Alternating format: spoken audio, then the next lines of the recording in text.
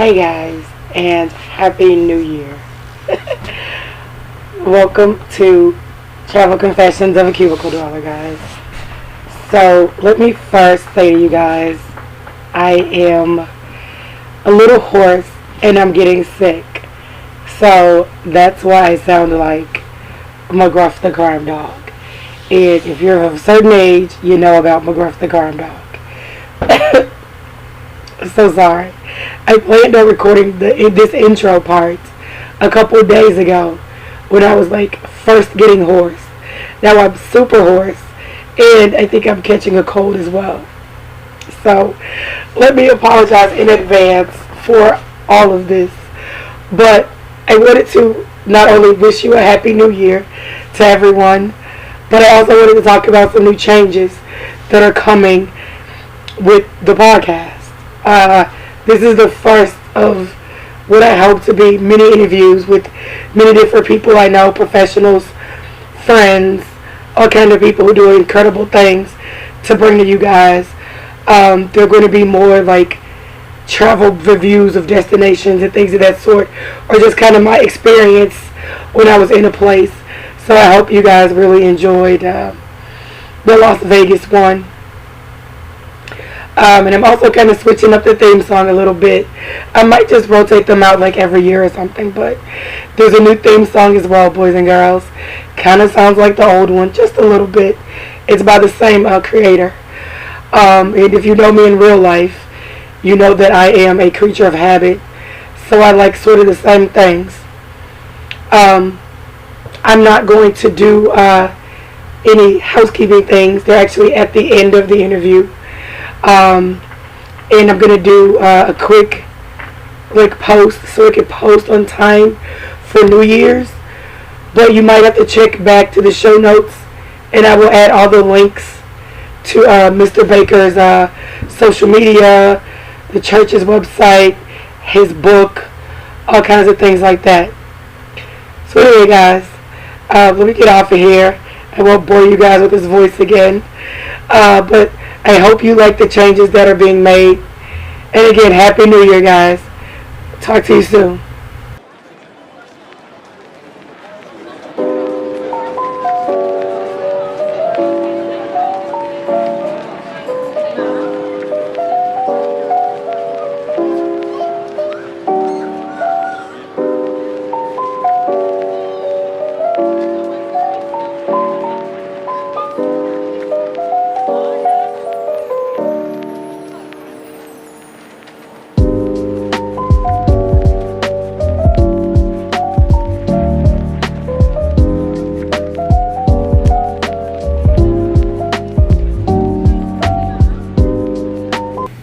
Alright guys, so I told y'all we're going to start off with interviews. So this is our first interview, our first conversation. I don't like interview, that sounds so stale and clinical. But this is our first conversation for the new year, and so I thought we should start off the new year with a good word. So I've got with you guys my pastor, Cary Baker, and we're just going to chop it up like we normally do. Welcome, friend. Hey, glad to be with you. There you go. Y'all, this might be like the craziest one, but we're going to get through it. Okay, so you know we always start off with a mantra, but when I texted you, you said I'm always positive. So you didn't have one. I don't really have one. So you gotta, not to say. But you got to get these good people something to start off their new year. What they going to take with them? This is what I always say anyway. I say, I speak mostly to believers, but non-believers can have the same understanding because our life in itself is based on a series of assignments, impartations, and adjustments. And we can find ourselves in either one of them places at any given times. And so no matter where we are, we hit the floor running thinking, man, no matter what comes in my direction, I'm ready for it. So run with that one, I'm ready for it. Yeah. All right, I actually like that. So I'm gonna delve into this because I said this on my last like end of the year kind of wrap up podcast. There've been a lot of people who just haven't been feeling the holidays, and I feel like 2024 was the year of a lot of loss. A lot of people lost. A lot of people really close to them. And you posted something really interesting on your Facebook page. I'm gonna mess it up now. I should have looked it up before I started, but it was basically something about people need to have conversations with family or people and like bury those hatchets and grudges. You remember that one? Yeah, I do remember that. Actually, I didn't create it. I shared the post. Someone else was saying that for holidays, you don't need to get gifts. Some of y'all need to give gifts of forgiveness and that type of thing. We have to learn how to bury the hatchet and not carry grudges on the rest of our life. Right. I know I'm deviating from what the post actually said, but here's my take: is that people in life will upset us, do things to us that we do not appreciate, and in some cases, we'll get to a place where say, "I will never speak to this person ever again in my life." But really, what is it that's so bad that we can dismiss somebody for an eternity, for a lifetime, and especially if it's your blood relative. If it's a long-term friend, you can walk away and not be upset the rest of your life because you got to carry that baggage. So I think when we have problems in family, I think we need to just address it, no matter what that is. Well, that's true. But I'm going to be a little bit of a contrarian. Go for it. I'm ready for it, and let's make it happen. There's a point. I do agree with that, but just because you forgive someone, does that mean you have to still deal with them, though? No. Forgiveness doesn't mean I got to hang with you. Okay. I can forgive you and not have nothing else to do with you as far as the interaction. And when I see you, I'm not angry. I'm not upset. I don't have any emotional attachment to our relationship in that regard. Okay, I was just about to circle back and say, so that's what you're saying is like don't have any emotions about it. Yeah. Like you can forgive that person, but if that person is toxic, then you okay to like, I'm gonna treat you with a long handle spoon. It's just like when that person's name comes up, you shouldn't be like, oh man, I really hate that person or whatever. Okay, that makes sense. I can go with that.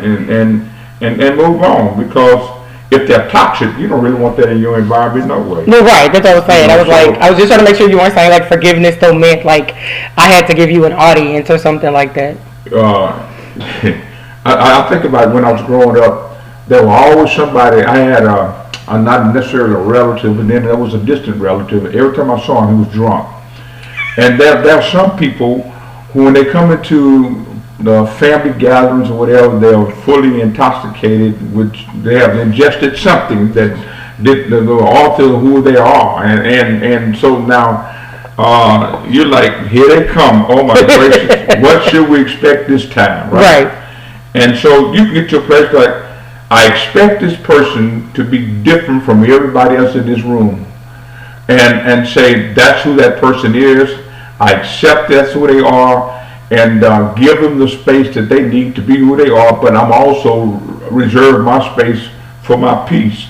And hey, how you doing, man? Good to see you. All right, move on to the next cup of coffee, whatever I'm doing. Right.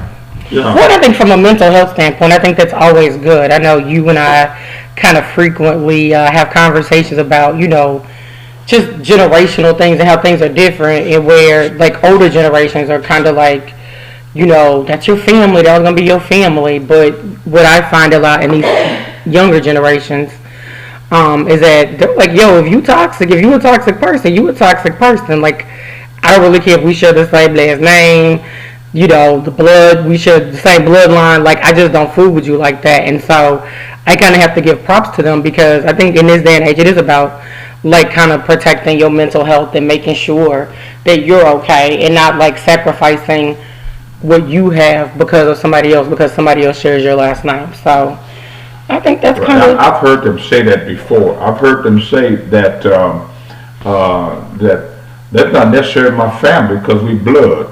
I mean, the blood don't make me family. I mean, There are people in my life who I classify as my sister, my brother, my pops, or whatever, that we're not blood related, but those are my family. And I mean, and I can accept that. That's great. But at the same time, I guess it's, again, it's probably traditionally for me. The family tradition, the family value, that we come from the same lawns. Our bloodline, Right. it's the same. And so because of that, there's some type of commitment I feel that we should have towards each other. And whatever differences we might have, because we're going to have them. Correct. We have to find a way to work through them. And again, if a person is toxic, you don't even have to hang out with them every day. Very true. I think I just think of it like I was listening to somebody else's like this app I'm on and they go live and somebody was talking about that and they couldn't believe that somebody did like a family member a certain way and I was like, that's your family. But I mean, at the end of the day though, aren't we still just people, right? Like you're a person, I'm a person. Regardless if we're related or not, I'm still a person. And if I am conducting myself in a way that in your normal life you wouldn't deal with a person who acted that way, why should it be an exception because we're related? You know what I mean? Oh, well, but see, I understand that, but see, I would put you in check. I would say to you, that behavior is not acceptable, and let's not do that, you know. Right. And if you can't stand me checking, you ain't coming back no how. And that's fair. So I don't have to deal with it going forward. Right, that's so fair. Can I say we just be honest in our relationship? We can say that. So if we be just bravely honest in our relationship, some of these problems will cease to exist. That's very true. So y'all, he found the post. So it said, some families don't need to exchange gifts for Christmas. They need to exchange apologies, settle old disputes, make peace, forgive, and seek healing. That would truly be a blessed Christmas. I was like, that's a whole word because people really do be carrying old stuff. It's kind of like the Hatfields and the McCoys almost. Like, do you even, and I think some things go on for such a long time that people don't even know why they're upset. That's true. They just don't, like, I've always not liked this person. You know, my family's always not liked you. We've always been mad at you, but you don't even know why you mad at that person. So again, with the conversation, it's like, let's have a conversation. You probably don't even, like, well, my grandma didn't like your uncle, so I just know growing up, like each other. Yeah, we just don't like each other. You don't go over their house, we don't go over there, we don't talk to them, type of situation. So yeah, it's funny you say that because I was talking to my first cousin just a day or so ago, and we was talking about. For those of you that don't know, my first cousin is actually my twin brother, and I say because we're so different, I call him my first cousin. But anyway, we had a discussion about ongoing family feud in our community. I grew up on Hardy Street, and there was one family in particular. We started off real good when they moved to the subdivision, neighborhood, whatever. We had good relationships, and somewhere down the way, it fell off. And we see one of them, we know it's time to fight. We would fight. Right. The Browns and Bakers. Their name was Browns, and we were Bakers. Boy, we would fight. And then they would get their cousins involved. And so we were fighting the Browns and their cousins. I can't remember their cousins. I know their name, first name, but I can't remember their last name. But no matter where we were, you know it's going to be a fight. And sometimes they get the best of me, and then other times we get the best of them. You know, so you just never know how it's going to go. And then if you stop and look back now, you're like, what was that? What were we fighting about? Right. Yeah, so some feuds not even working. You know what I'm saying? Some things are You're just... killing generations unnecessarily. So yeah, we actually have an audience. So if you hear other things, we have an audience. So yeah, exactly though. That's what I'm saying. Like some people just be mad at folks. You don't even know why you mad. Like we just always been mad at you. And it just like continues. The kids are mad at the next set of kids. The grandkids are mad at the next set. Like, and so yeah, like just, you know, like you said, you clean it. And even if it's still a person that you just want to deal with in your everyday life, like just the sound of that person's name should make you have like a visceral reaction. Like just remove like the attachment to that person. So when do you think it's time to move on from a relationship though? Wow, that's a good question. Whether romantic or friendship or whatever, we're going to use relationship in just the like broadest of terms. I think it could vary. It really depends on the relationship and what transpired to bring you to the place that I need to move on. And so it is the action that caused you to move. So what was the action? So I think that it really depends on the action. I have some people that I used to spend a lot of time with over the years, and one day I realized this is not the best relationship because there was no reciprocation in our relationship. So I thought, you know what? My dad used to always tell us when I was growing up, I don't know if he told the rest of his kids this or not, but he said this to me. He said, any road that goes one way is not good at all. And so I basically live my life now with that somewhat philosophy, but saying that, you know, if I could be there for you, and you might not be able to be there in the same intensity that I'm able to come to be there for you, but just do the best you can. Yeah. Put forth the effort. And if you're not putting forth the effort, it's only one-sided, I think it's time to move on. That's a good point. I was talking to my cousin earlier, and I mentioned that to her about a friend of mine. I said, you know, for me, one of the lessons that I really had to learn in 2024 was that sometimes with other people, what's important to you isn't important to them. Mm-mm. No. Right? So I'm over here frustrated with this friend who's not behaving the way I think she should behave, but I'm like, this particular thing is important to you. Obviously, it's not that important to you, but like you said, it doesn't have, you know, our lifestyles kind of dictate, you know, like you said, it might not be the same, whether it's like a financial thing or whatever, but just like that you are putting forth some kind of effort and some type of reciprocation. But when you get like zilch on the back end, yeah, that's what's crazy. So I told my cousin, I was like, yeah, like I think it's been a tough lesson because like I get like mad about it, but then it's like I really had to take a step back and was like, well, no, that's important to you. Mm-hmm. That's not important to her. Mm-hmm. But we're supposed to be friends, so you would think on a level it should still be important. Like, you know what I mean? Like, it might not be to the level, it might not be to the level of like the same passion that I might have about it, but you would still think that it would be sort of kind of important to them too. But like we say, the same neighborhood. Somewhere, but like, we ain't even in the same neighborhood. We on the same street. We in the same block. Yeah. we just ain't there. But everybody don't have the same value when it comes to relationships. Absolutely. You know? Yeah. Some is only a relationship for what they can get out of it, and not what they can bring to it. Ooh, now you said a whole word right up in but there. But it's the truth, though. You know, but what I've also learned is people. You can give, I'm good. Well, I told you that. I learned that too, that people are very transactional. We talked about the friend that, you know, was upset about what she perceived as a slight, but it's like, you don't want to tell the people about the 6 other times I helped you. You want to talk about this one time. Yeah. And I still didn't say no. I just like expressed my feelings about it, but you were to tell folks that every other time you called me for something that I helped you out. Just one time. Yeah, just this one time that I was like, you know what, I don't like how you moving. And now you like, well, friend, don't even worry about it. Like, all right then. Bet. So I forgot to ask this. So how are you doing for real? Like, not your cursory, oh, I'm good. Like, for real, how you doing? When I say I'm doing extremely well, I honestly mean I'm doing extremely well. I woke up this morning, I don't have no aches, no pains, no bill collectors calling my number. I mean, life is good. I mean, things are excellent. And so, how do I feel? You know, I feel great. I really do. I don't have no dark clouds over my head. I don't feel depressed. I don't feel no other outside, no other way. I feel good. I really, honestly, truly feel good. I really do. That's awesome. And y'all, so this has been recorded earlier, but he also has a birthday coming up. He's a Christmas Eve baby, and he will turn. Do I say it? Girl, it ain't hurt me to tell you.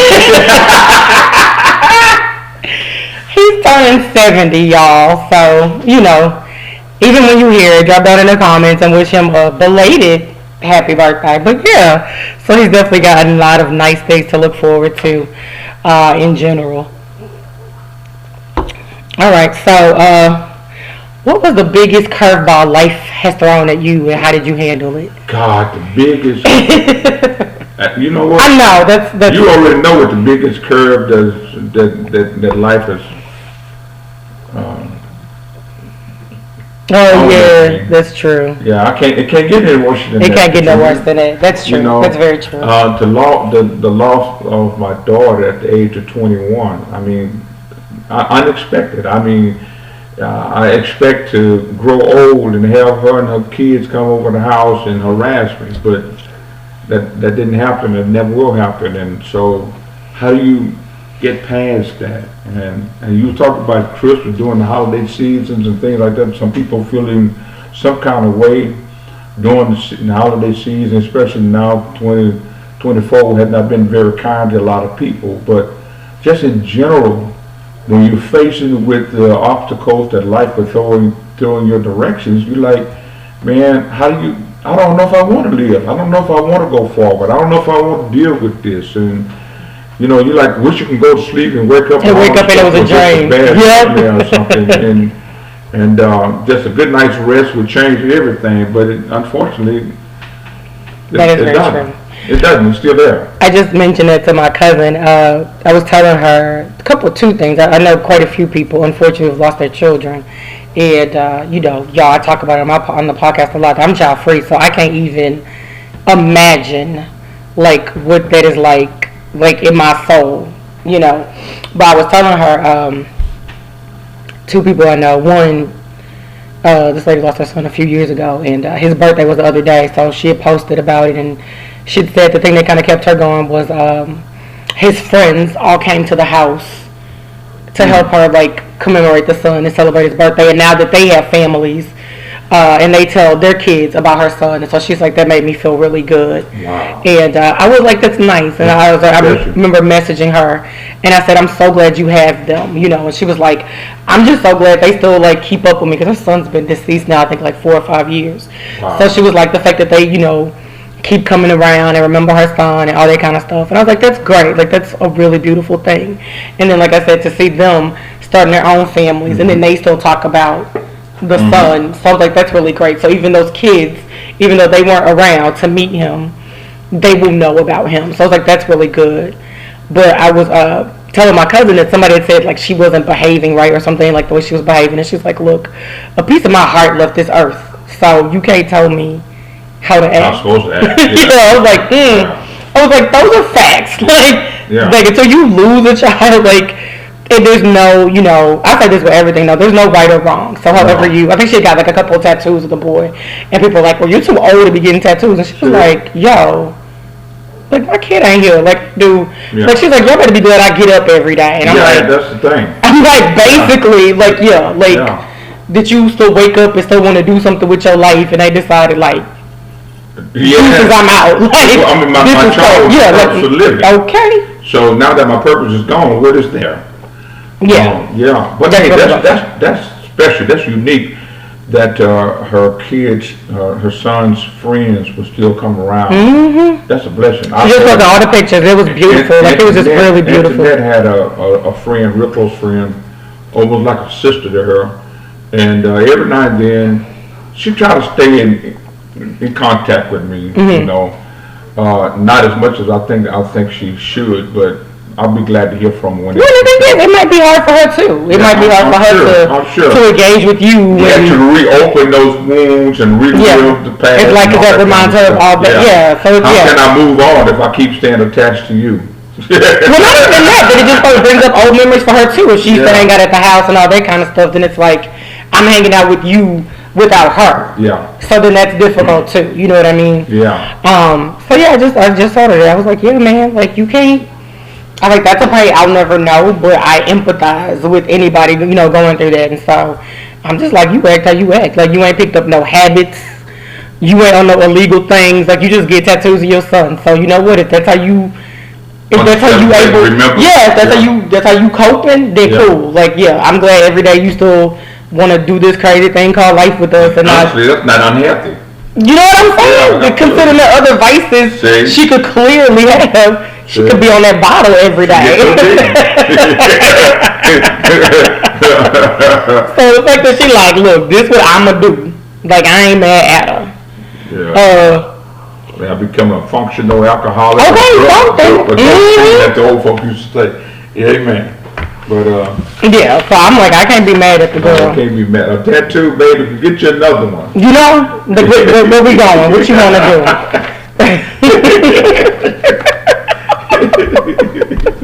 If that's all you've done, God, yeah, you coping real well. Right, okay, that's what I'm like. If that's your vice today, because if you lost your son, your baby son. See. Child. See. Oh my God. Okay, Yeah. that was funny. So, let's see. When do you think you've grown the most in life, and what has caused that growth? What's it? Grown most in life, and what? What has caused it? What do you think caused it? What caused my growth? I mean, and this is not a religious response, but can I say it is two things. Okay. I think my military experience was one. Oh, okay. Yeah. I went in the military thinking I was going to get away from some of my street life. You know, you and I have talked about some of the things I was engaged in in my younger days. Yeah. Yes, praise the Lord. I made it this Y'all, he gonna start his own podcast, and he gonna tell y'all his own story. No, I'm not gonna tell y'all. I've been letting him tell. We don't have enough time. So no, we don't. I've already been told. I got a tight window. Can't go in there. Okay.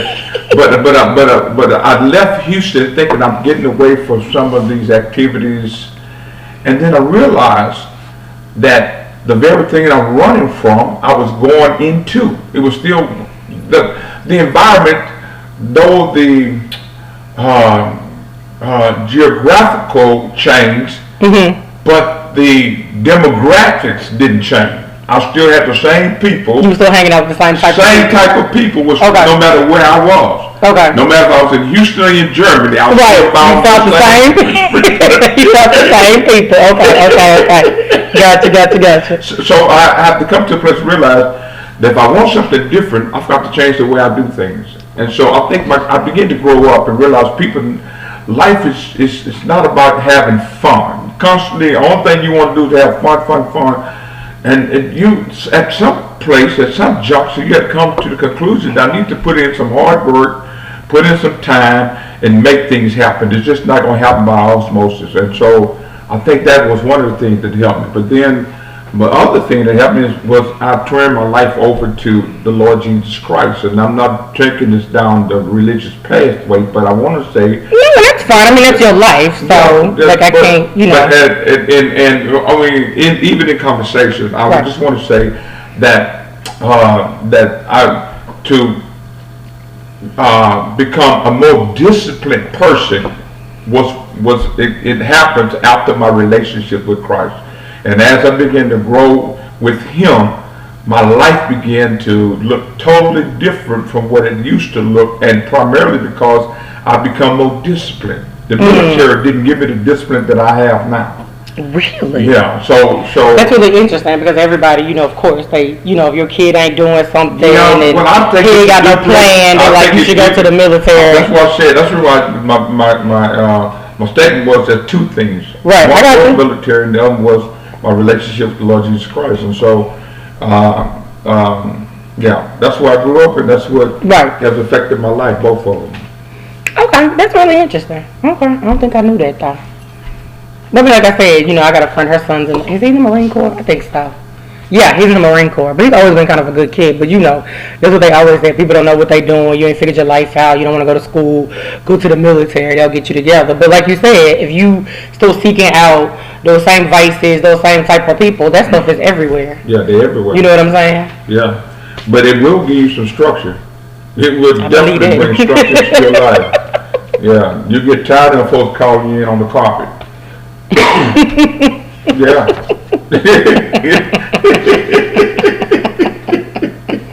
Yeah, your time ain't your own. You belong to them. You belong to Uncle Sam. No. We talked about this a little bit, but I think I want you to talk about it on the podcast. So, what is something that you experienced in childhood that this younger generation would not understand? Wow.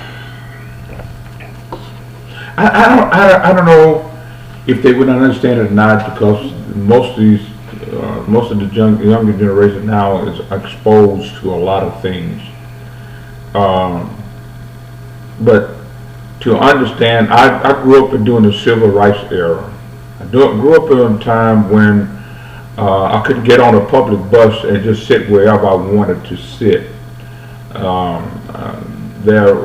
I would have to sit at the back of the bus. As a kid, I remember that. I remember going to a water fountain to drink water, and they had a sign over the water fountain said, color only or white only, and I remember that. And I don't think the kids of this generation would fully understand or comprehend really the depths of that.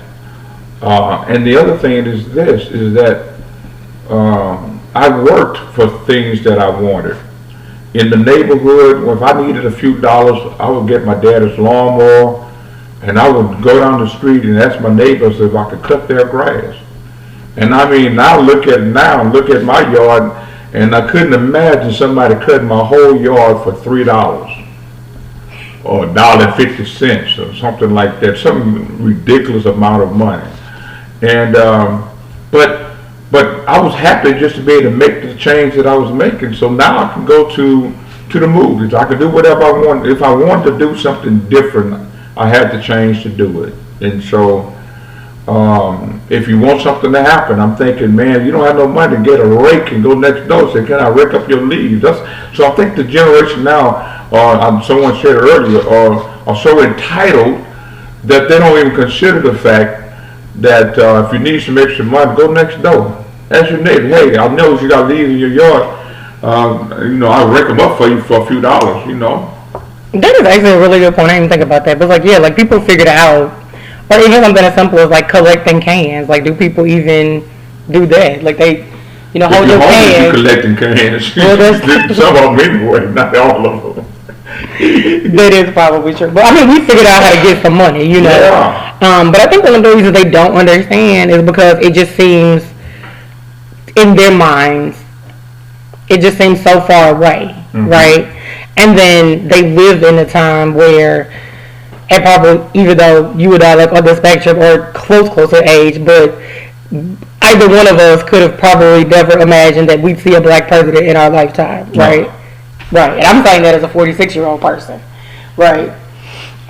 So to them, they've seen all these things. I remember I have some friends, her kids are about to graduate high school, and when Obama was president, she was like, this was the only president they had known in their lifetime, was a black president. Wow. And that, right, exactly, just like that. You're like, wow, like, this was the only president they had known. So when you talk about things like civil rights, that looks so far away. But then when you really put it in perspective, again, that's like for them, that's their grandparents. Mm-hmm. Yeah. You know what I mean? That's their grandparents, their great aunts, right, their great uncles, maybe even just their aunts and uncles, depending on what their ages are. Right. But they just to them it just seems like a whole other lifetime ago. Yeah, they couldn't imagine. Like, you mean you couldn't go certain places? Mm-hmm. You mean you couldn't just these are things we take for granted. You mean you just couldn't walk into a place? Yeah. You say that. I remember going to a theater and we couldn't sit on the bottom floor. We had to go upstairs and sit in the balcony.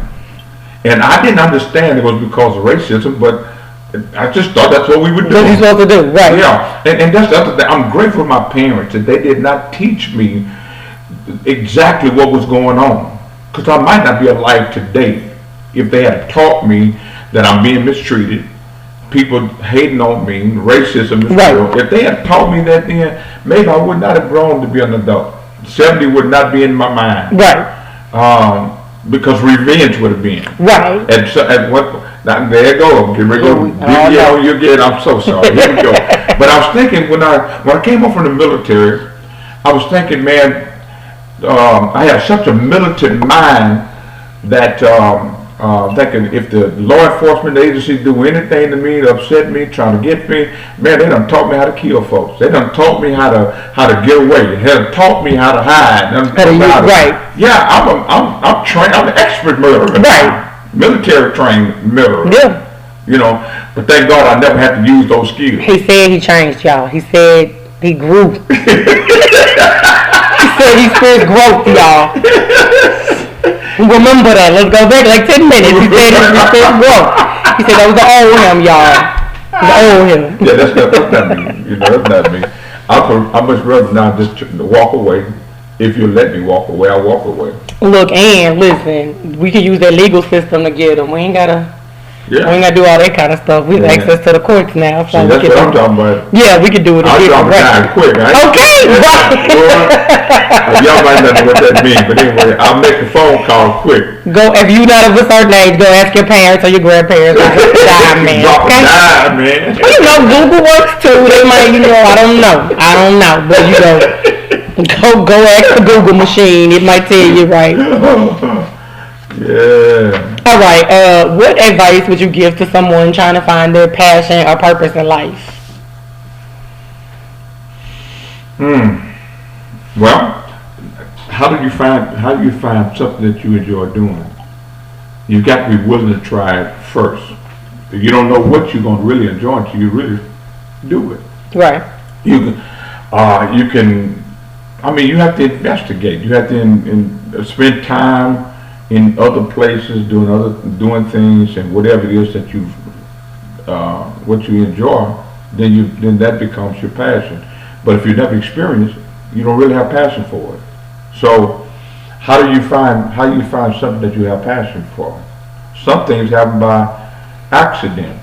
Sometimes you get hired to do a job, and you think I'm just going to work just to make an income. Get this paycheck, right? Yeah. And you get there for a little while and you realize, man, this is really a great job. This is really fun. I think I need to invest in this and spend some more time in this area. And then so it becomes your passion. And that's so funny you said that because that was very much me with becoming a tourism director. Like I'd never done it. I like to travel and I was always interested in tourism, but I'd never like planned in a festival and all that kind of stuff. And somehow or another made it work and got the interview and then got the job. And then I really wow, I'm really very good at this. And I never probably would have known that unless I had that opportunity to do that. And it's also why I like travel too, because I'm there's just some exquisite places around the world that they're just beautiful or just interesting or just whatever. And it's how do you know if you ain't never been? If you keep yourself in these little boxes or whatever, but how do you don't know what can happen. I say that to people all the time. Even if I look back at the trajectory of my life over the last 10 years, where I am today is not where I thought I was going to be 10 years ago. Right. At all. Right. I thought I was going to be probably workforce solutions or something. But that's at that time, that's what my mind was. And I'm in a completely different path. And it's really funny because, I don't know if you know who Rick Steves is, but he's I feel like he's the travel goat. He does all these travel stuff. He has a lot of stuff that comes on PBS.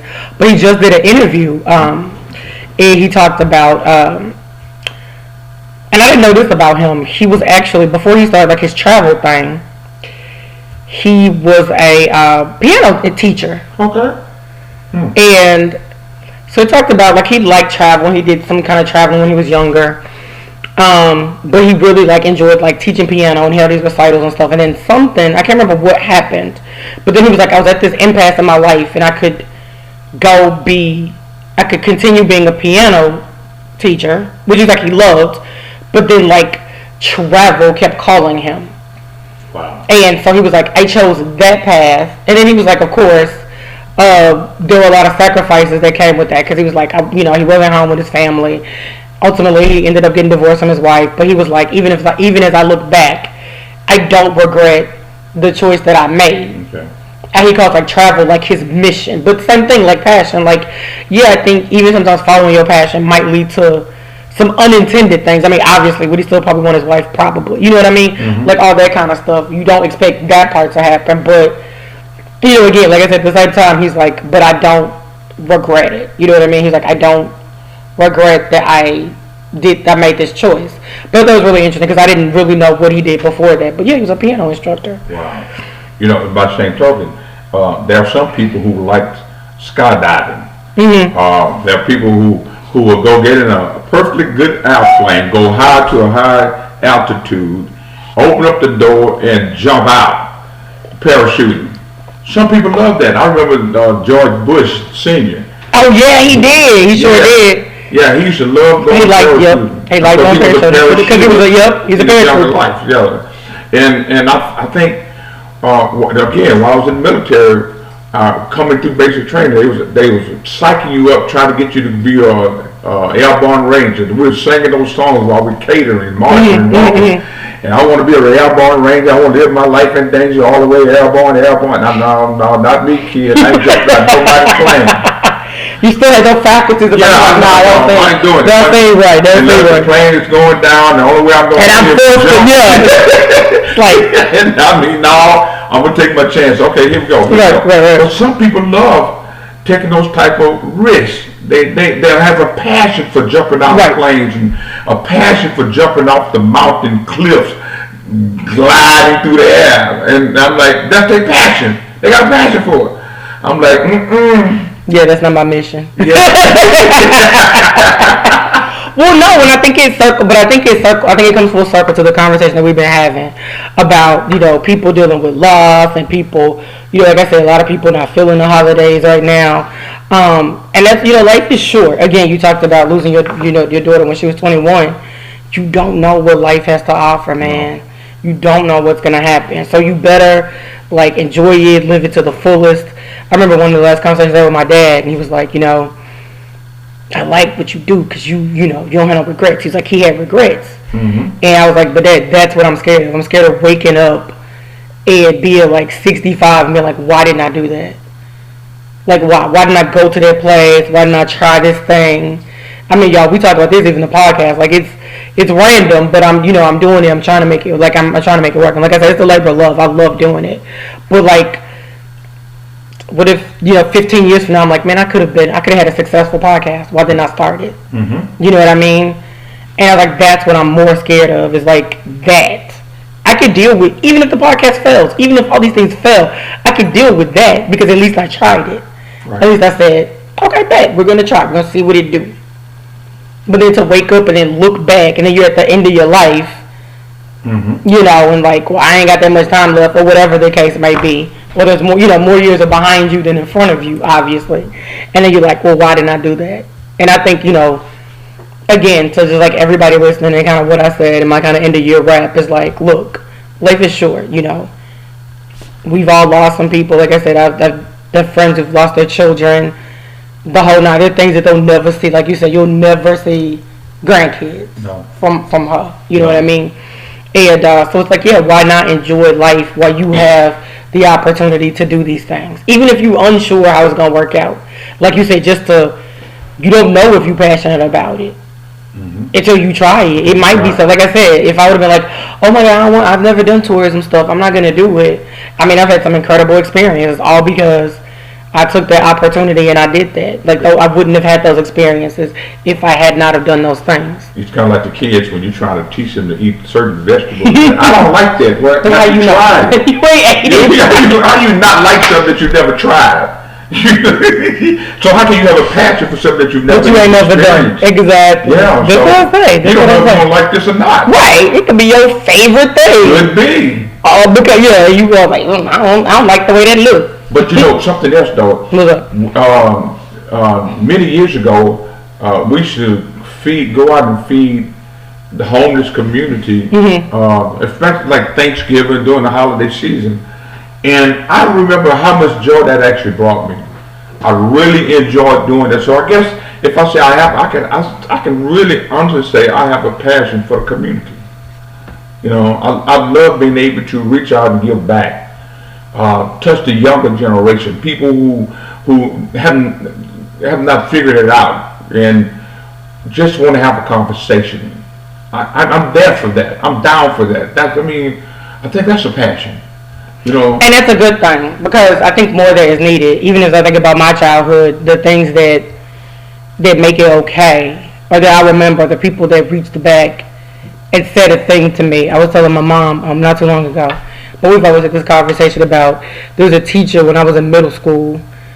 She said to me, she pulled me aside. She said, "You different than these other kids." I wasn't bad, but I was hanging out with the little knuckleheads, the little jokesters and stuff. Right. And she said, "These kids, they ain't gonna have it. You have it, and you're different than them. So you need to separate yourself from them." And I was like, and I still remember that. I was like 12 years old, but I'm like, I still remember that even as an adult now. I think, like as a teacher, she said that to me. Like her job is to teach everybody, but they know, and she knew, like these kids are knuckleheads. Like, why you hanging with them? You got something different, and you need to not get caught up in this mess that they doing. Right. Like, you don't need to play with them. Wow.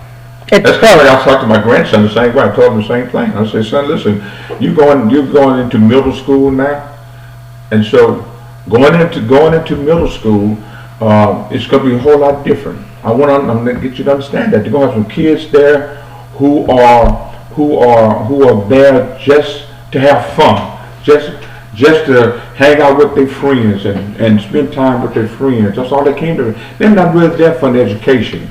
Education is a second or third thought. Right. It's not even the first thought. They're there to have fun. They want to disrupt class and interrupt other people and just get a laugh and have a fun day. Because home life is crazy. So they come to school so they can have fun. So they can play. They have fun. They want to play. Yeah. And I told him, I said, so son, I want to get this in your mind. You go to school for an education. You heard me say this at church. I say this to our kids all the time. You go to school for an education. You don't go there to make friends. If you make friends while you're there, that's great. That's good and dandy. But you're not there for that purpose. You're there for an education. I said, son, so stay focused. Get this in your brain. Son, get this in your brain. Son. Right. And he looked at me, big eyes, looking at me. I said, remember this. Get this. Get an education. Get occupation, get some money, then you get some honey.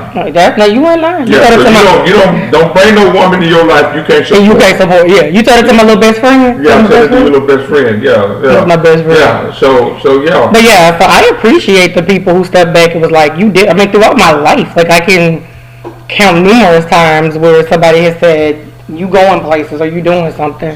That's information from somebody else. Yeah, so I'm like, that's very needed. I was one of my friends had mentioned that PBS, I don't know if you ever seen that one.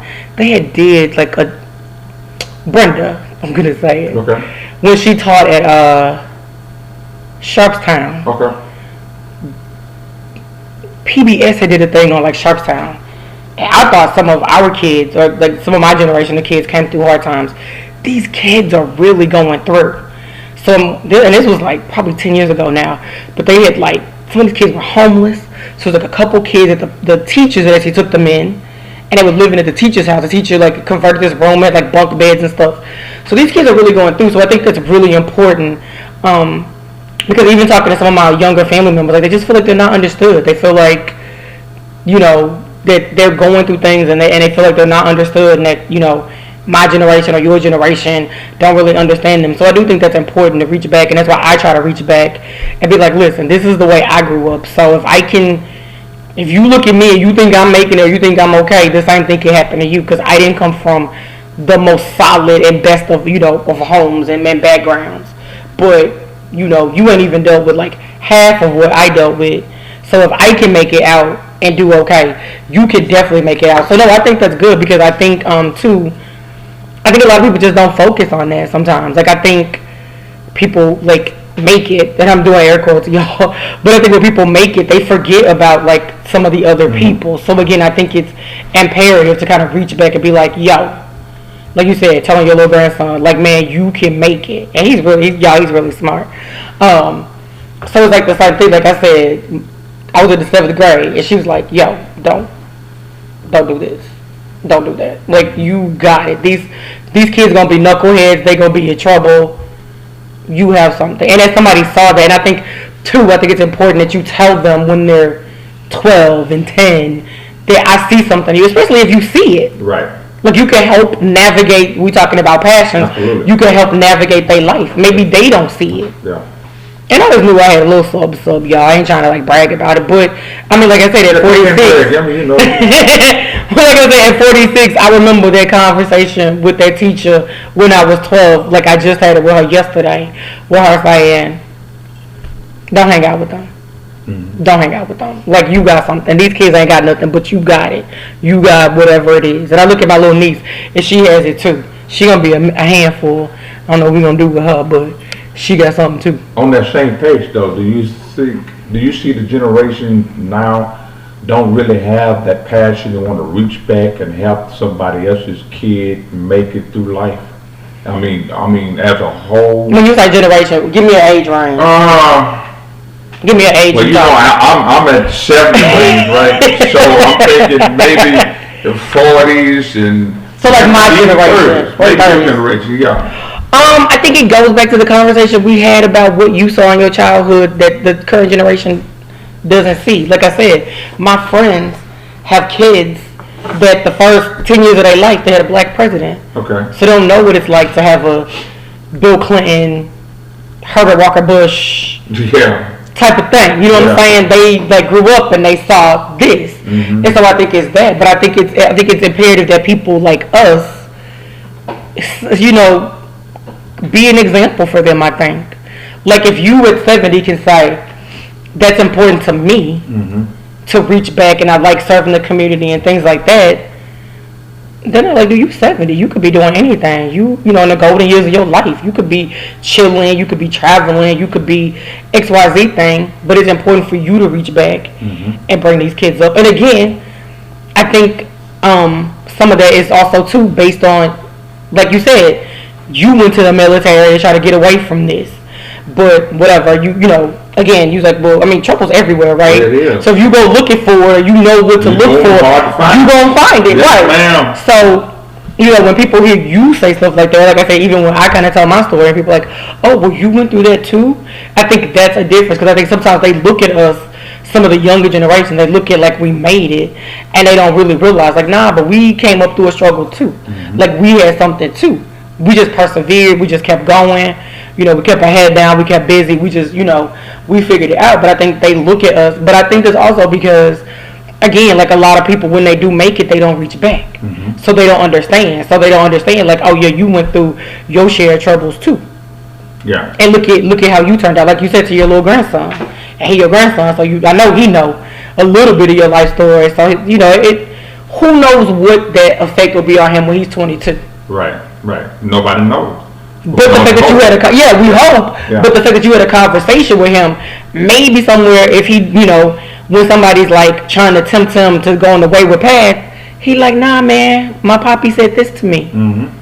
My poppy said I'm going places. Don't ruin your life. Don't ruin it. Yeah. You know what I'm saying? Yeah. That could be the trigger for whatever. We don't know. No.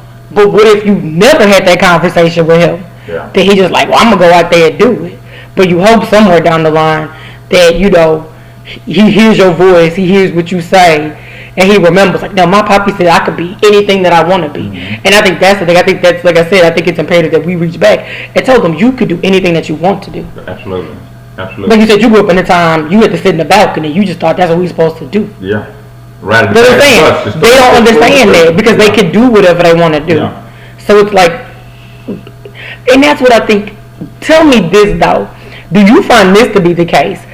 I find that even though they have so many liberties and so many freedoms, they still have like a sheltered mind. Like I feel like we dreamt more, or we thought we could still do anything, right? Coming up in some of the situations that we came up in, but they have access to everything, and they still feel so limited. Do you see that too? Well, they have been sheltered to this degree. When we were younger, parents would say, "Go outside and play." I don't know about you, but go outside and play. And you find yourself in the yard, you doing things, you're adventurous. I mean, how many kids now have gone and climbed the trees in their backyard? Do they still climb trees? See, that's what I'm saying. Yeah. You know, things that we did to entertain ourselves with, and you know, some things were crazy, but we did it. We did it. You know, riding the bus from extremely north side, from Trinity Garden, Texas, to Herman Park. I was telling somebody that from Trinity Garden to Herman Park. I was telling somebody that one of my friends was like, if they dropped their kids off somewhere, this was a couple years ago, they dropped their kids off somewhere and told them to catch the bus, they wouldn't know how to catch the bus. I said, man, when I was like 13 years old, over the summer, my mama used to give me and my brother bus fare. We'd catch the bus to go to my friend's house. Sure. We spent the whole day over there, me and my brother. They caught the little old bus and had our little snacks and stuff. See? And we went to my friend's house. Do these kids even catch the bus to go to the movies or something? These kids, they don't have that ability. They're lost. They're sheltered in this regard. We don't expose them. I told my daughter, I say, that boy's 7, 8 years old. Why is not washing and ironing his own clothes? Oh, I got it. No. You don't understand. Yeah. When I was 7, I was pulling out an ironing board and ironing my own shirts. I was washing my own shirts and pants, jeans, khakis. My grandmother told me to put polish on my shoes. I mean, some things I was doing before I was 10. Right. And these kids, they're grown. They can't even fry eggs. I had a lady, you know, I do a lot of stuff with my old high school band, and one of the band parents, her son was going off to college, and she was teaching him how to wash because he had never washed his own clothes. He's 18. See. I thought he's going to be coming back to your house with all his dirty clothes. She's like, I'm afraid he will be. I was just like 18. Now, mind you guys, they live in a house where they have a washer and dryer in the house. So it's not even like you had to go to the laundry mat. You know what I'm saying? Like, it's right in your house. Well, and you don't even know how to wash his clothes. Like, dude, come on now. It was an adventure going Get the little clothes together and stuff, you know? Come on. But you ain't even, like he growing up in the house with this stuff and you not even teaching him that. That is insane. Yeah, basic knowledge of survival. Right, just a little bit of salt. Yeah. Just a little bit of something. She's like, yeah, girl, no, we teaching him how to wash his clothes because he's never done laundry before. I feel like going off to college. Believe it or not, y'all, we're at the 53-minute mark. Do you believe that? No, I don't. But you know, you and I, we can talk. We do this all the time. So. Girl, let me get off. Right, like what time is it? Girl, I gotta go. Like, yeah, I gotta go too. But yeah, we're at 53 minutes, and I told y'all his wife put me on a tight schedule, so I'm gonna respect that. But I got 2 more questions, and then we're gonna be out. So, if you had the attention of the world for 5 minutes, what would you want to leave the listeners with? If I was doing what? Do that again. If you had the attention of the world for 5 minutes. Attention of the world for 5 minutes. What would I want the world to know? Yeah. What would you leave our listeners with? Treat others as you want to be treated. 1. The other thing is, don't hold other people to your expectations. Oh, that's a good one. And the reason why I say that, because your expectation is based on what you would do in the same situation, but it's not fair because the other person don't have the same life experience. Yeah, they don't have the same life experience. They don't have they're not privy to have the same thing that you have, so their response will be totally different, and you'll be upset because they are not coming up to your expectations, and so it's unfair to you and them. So. Well, that's why I told you. The lesson for me was, like, that's not important to them. Yeah, it's important to you. So if I'm going to tell the world something, I'm telling them, you know, love people, forgive people, and don't hold people to your expectations. That's what's up. All right, and the last one is, that's your shameless plug time. How can the listeners support you and your work? You know what? If you want to be a support to me, buy my book. And I will drop all his links, whatever he wants me to drop. I'll drop them all in the show notes, guys. So you can find his, if he wants me to share his Facebook, I'll definitely share his link to his book. Yeah, you can do all of that. Okay. You can do that. If they want to contact me, they can. Hit my Facebook, whatever, one of those social media platforms somewhere. But the book is the point. That's what I'm saying, the point. That's not the book. I know. No, it's not. It's God focused. And it's a great book, y'all. I read it in like one day. It's an easy read. I'm not saying it like it's simple. It's a great book, and it's just like it's one of those. It's a page turner. Like once you start reading it, you'll be like, I need to finish this. It's really good, and he tells a lot about his story too. So if you're interested, you should definitely go get the book. Yeah, get the book. You can support me. I appreciate it. Yeah, and of course, if you're looking for a church home. If you're in the Houston area, available for new membership, and you don't even have to be able to just come hang out with us. Well, I was gonna say, I have listeners all over the world, so. See? Yeah, come hang out. Again, guys, we go live, so I'll post all of his links in the show notes, and you can find him there.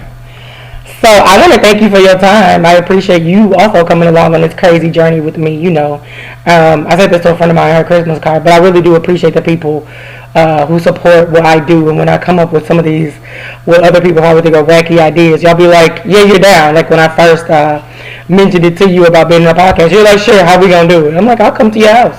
So we're literally sitting at his kitchen table, guys. So that's a wrap, booze. We are at 57 minutes, and I have taken up enough of y'all's time. Again, thank you guys so much. I hope you guys have a blessed and great new year. I'm going to do my housekeeping items at the end. I usually do them at the beginning, but you can find me at cubicle_dweller on Instagram. That's where all the travel shenanigans go down. Travel Confessions of a Cubicle Dweller is my YouTube page. That's where a lot of videos are. You will find my link tree on Instagram, and that's where you can get some merch. And until next time, boys and girls, happy and safe travels.